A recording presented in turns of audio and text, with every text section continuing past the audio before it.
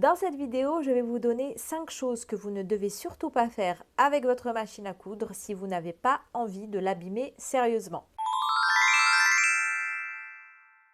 Hello la modestime, j'espère que vous allez bien. Avant de commencer, pour ceux qui débarquent sur la chaîne, je suis Louisa, formatrice couture sur la plateforme d'apprentissage Modestie Couture, un site sur lequel je dispense avec mon amie Mariam des cours de couture en ligne qui vous permettent d'apprendre à coudre vos vêtements et accessoires depuis chez vous. Et si vous le souhaitez, vous pouvez suivre gratuitement une formation couture en vidéo de 6 jours dans laquelle on vous explique comment éviter les pires erreurs en couture. Ce sont toutes les erreurs fatales qui vont vous faire perdre du temps, de l'énergie ou encore de l'argent inutilement. On vous donne toutes nos solutions pour ne surtout pas commettre ces erreurs dans cette mini formation gratuite. Donc je vous invite fortement à vous y inscrire et pour ça, il suffit tout simplement de cliquer sur le lien d'inscription que je vais vous mettre en dessous de cette vidéo. Je vous le rappelle, c'est une formation complètement gratuite, c'est un cadeau pour vous, donc n'hésitez pas à vous y inscrire. Alors, comme je vous le disais, je vais vous donner toutes les choses qu'il ne faut surtout pas faire avec votre machine à coudre si vous n'avez pas envie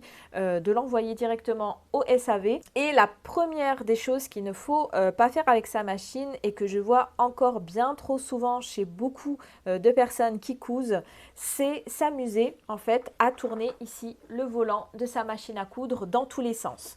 Donc, comme vous le savez, sur la machine à coudre, vous avez un volant qui vous permet en fait de remonter et de descendre les aiguilles. Et bien souvent, quand on bloque sur une couture ou même pas, quand on va juste enfiler sa machine, on va avoir tendance à s'acharner un petit peu sur le volant ici en le tournant un petit peu n'importe comment. Le volant d'une machine à coudre, il n'a qu'un seul sens de rotation et on doit toujours en fait le faire tourner vers soi. On ne tourne jamais le volant de sa machine vers l'arrière et il faut vraiment que vous preniez cette bonne habitude dès le début parce que bon, malheureusement quand une mauvaise habitude est installée, on a du mal un petit peu à s'en débarrasser. Donc pensez bien à tourner toujours votre volant, toujours de cette façon-là. La seconde chose qui peut causer de gros dégâts sur votre machine, c'est d'utiliser en fait n'importe quelle canette. Donc la canette, je zoome pour que vous voyez bien, c'est ce petit objet arrondi que l'on va mettre à l'intérieur de la machine pour pouvoir coudre. Et le gros problème ici, c'est qu'on a souvent tendance à penser qu'on peut utiliser n'importe quelle canette sur sa machine. Et ce qui induit en erreur pas mal de gens, c'est qu'en fait, on a l'impression que toutes les canettes se ressemblent un peu, mis à part que bon, on peut en trouver soit métalliques, soit en plastique comme ceci. Mais sinon, si vous prenez deux canettes en plastique, que vous les mettez l'une à côté de l'autre, on peut se dire qu'en fait c'est exactement la même chose. Donc la différence elle est vraiment très très subtile et on a vraiment du mal à le voir à l'œil nu.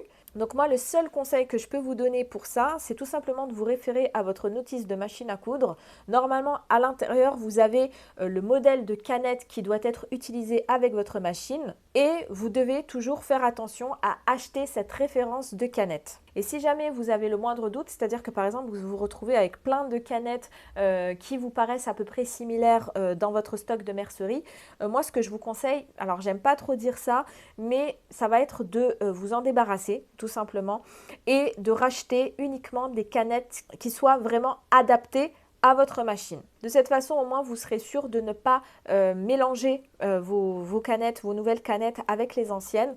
Donc, je vous dirais autant partir directement sur de bonnes bases. Débarrassez-vous des canettes sur lesquelles vous avez un doute et achetez directement les bonnes canettes à votre machine et vous ne devez conserver uniquement que celle-ci. Aussi, si jamais vous avez plusieurs machines à coudre, alors ça, c'est quelque chose qui peut arriver, ce que vous faites, c'est que vous allez prendre le soin de bien ranger les canettes qui correspondent par exemple à votre machine à coudre. Je ne sais pas, moi par exemple vous avez une machine à coudre Pfaff, vous gardez bien les canettes de la marque Pfaff dans un étui spécifique. Vous pouvez noter dessus qu'il s'agit des canettes pour votre machine à coudre Pfaff. Et si par exemple vous avez, je ne sais pas moi, une autre machine à coudre d'une autre marque, ou même de la même marque mais avec une référence différente, vous mettez ces canettes-là dans un autre étui bien distinct et à chaque fois vous prenez bien le soin de re-ranger les canettes dans le bon étui. Alors la troisième chose à ne pas faire concernant sa machine à coudre, ça va être au niveau du dévissage de l'aiguille. aiguille. La plupart des personnes, au lieu de dévisser tout doucement la vis de l'aiguille,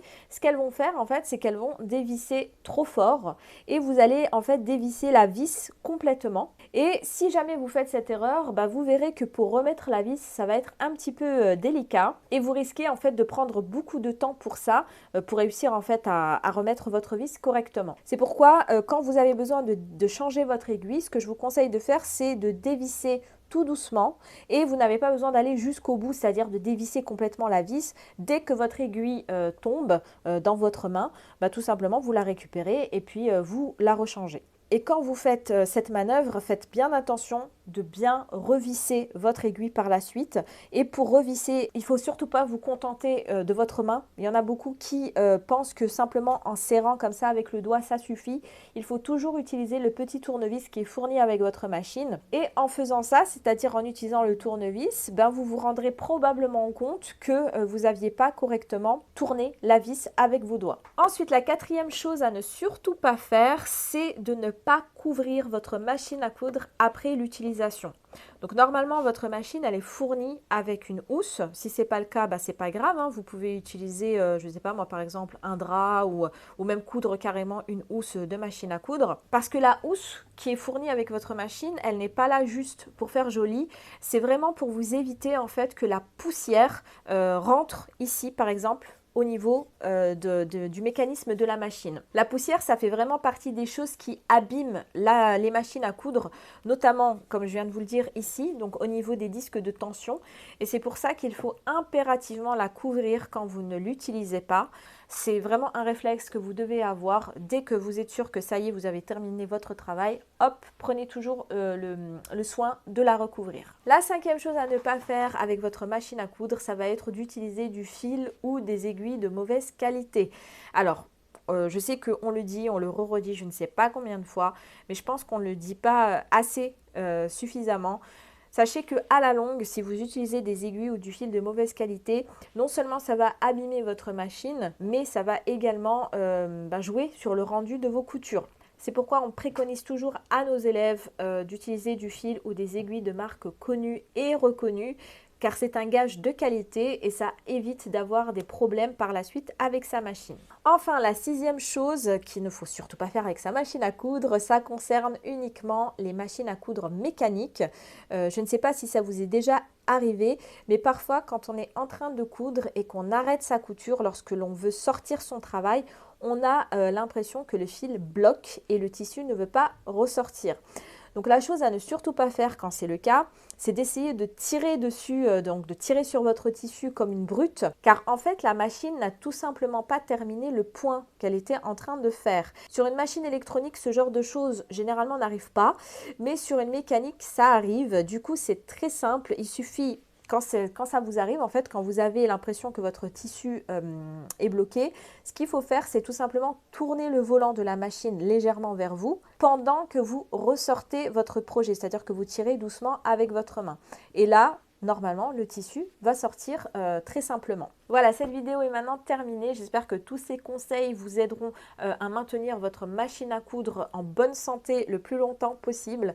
Si jamais un de ces conseils, ou même si tous mes conseils vous ont plu, n'hésitez pas à me le faire savoir en aimant cette vidéo, donc en cliquant sur le pouce bleu qui se trouve juste en dessous de cette vidéo. N'hésitez pas également à vous abonner à la chaîne pour être averti des nouvelles vidéos. Moi, je vous dis à très vite pour une prochaine vidéo sur la chaîne et en attendant, prenez bien soin de vos coutures.